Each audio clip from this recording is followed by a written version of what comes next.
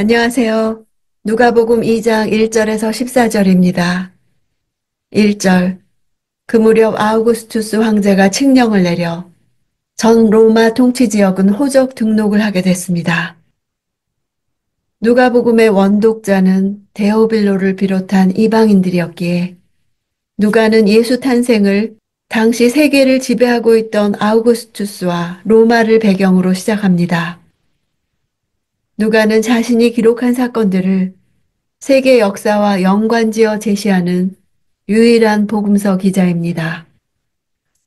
아우구스투스는 스스로를 최고 통치자라고 부르며 세계의 대부분을 통치하고 있다고 생각했습니다.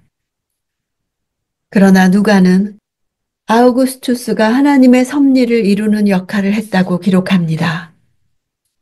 이스라엘의 인구를 조사라는 그의 명령은 미가의 예언을 성취하기 위해 마리아와 요셉을 나사렛에서 남쪽으로 130km 떨어진 베들레헴으로 이동시키는 수단이 되었습니다. 로마 정부는 세금을 징수할 목적으로 인구조사를 했으나 모든 일은 하나님의 계획 속에서 의미가 있습니다. 전혀 연관이 없어 보이는 이방 통치자를 통하여서도 하나님은 약속을 성취하십니다. 3절. 그래서 모든 사람은 호적을 등록하기 위해 각각 자기 고향으로 갔습니다. 호적을 위해 모든 유대인을 각각 자기 고향으로 돌아가도록 한 것은 유대인의 관습을 이용한 것입니다. 이스라엘 각 지파가 하나님으로부터 기업으로 받은 땅은 영원한 것이었습니다. 특히 희년에는 각각 자신의 기업과 가족에게 돌아가야 했습니다. 이런 구약의 전통이 로마 통치하에 이루어졌던 유대인의 호적 관습에 영향을 미쳤을 것입니다.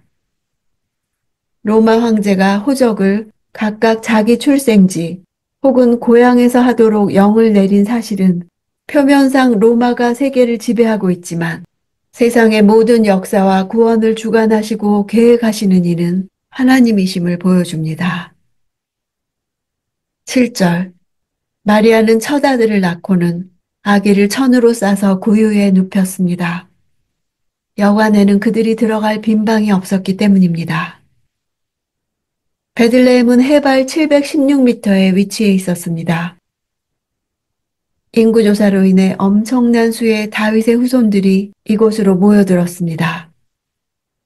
고대 근동의 손님 접대 풍습에 따라 많은 현지인들이 방문객들에게 자기 집을 내주었으나 모자랐을 것입니다. 숙소를 구하지 못하자 마구간의 여물통에 아기를 누였습니다. 이런 모든 것이 그들의 미천한 신분과 가난하고 배척당하고 있는 상태를 드러냅니다. 누가는 한 가지 아이러니를 강조하기 위해 이렇게 세세한 부분들을 기록했습니다. 왕 중에 왕 되신 분은 아우구스투스나 헤롯처럼 궁전에서 태어나시지 않고 인간으로 섬기기 위해 낮은 자가 되어 낮은 자들에게 소망을 가져다 주신 것입니다. 8절. 한편 목자들은 바로 그 지역 들판에서 살며 밤에 양떼를 지키고 있었습니다. AD 5세기경의 히브리 문학을 보면 목자들은 괄시를 받는 계층으로서 오늘날의 불황자나 노숙자들과 별반 다르지 않았습니다. 하나님이 천사를 보내 당신 아들의 탄생 소식을 제일 먼저 알린 사람들은 메시아에 대한 소식을 가장 반길 사람들, 즉 구세주를 원하는 사람들이었습니다. 10절, 11절. 천사가 말했습니다. 두려워하지 마라. 보아라. 내가 모든 백성에게 큰 기쁨이 될 좋은 소식을 너희에게 알려준다. 오늘 구주이신 주 그리스도가 다윗의 동네에서 태어나셨다. 원문으로 보면 좋은 소식을 알려준다는 하나의 동사로 되어 있고 그 전하는 내용은 모든 백성에게 큰 기쁨입니다. 예수님의 탄생이 큰 기쁨이 되는 이유는 우리를 위해 구주가 나셨기 때문입니다. 오늘이란 단어는 예수께서 실제 탄생하신 바로 그날을 말하고 있습니다. 목자들이 바로 당일에 구유에 누인 아기를 찾으러 간 것을 보아 알 수 있습니다. 베들레헴은 공식적으로 다윗의 동네라고 불리지 않았습니다. 사실 대부분의 사람들은 예루살렘을 다윗의 도시라고 생각했을 것입니다. 그러나 목자들은 자기들의 고향이 다윗의 동네임을 너무도 잘 알고 있었습니다. 그 선포는 의도적으로 그리스도의 탄생과 다윗의 혈통에 대한 미가의 예언과 하나님 약속의 성취를 결부시킨 것입니다.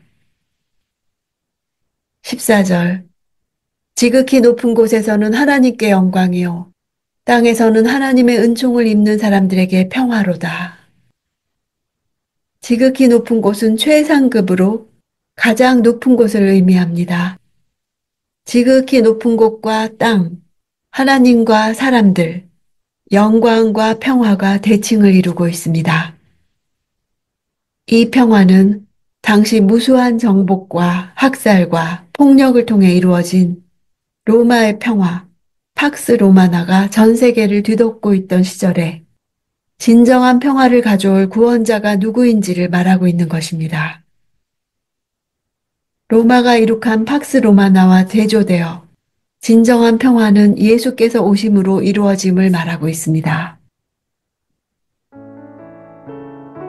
누가는 예수님의 탄생을 세상 전체와 연결시킵니다.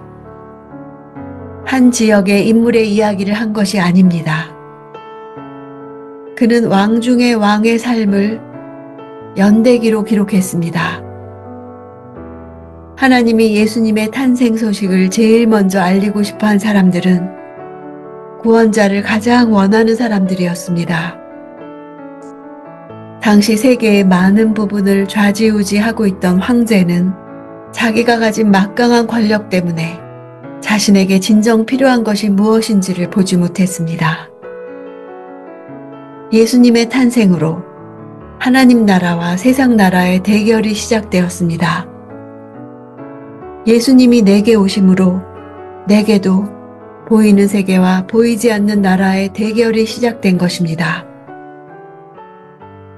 내게 진정 구세주가 필요하다는 것을 알고 구세주를 간절히 원하는 마음에 날마다 복음이 들릴 것입니다.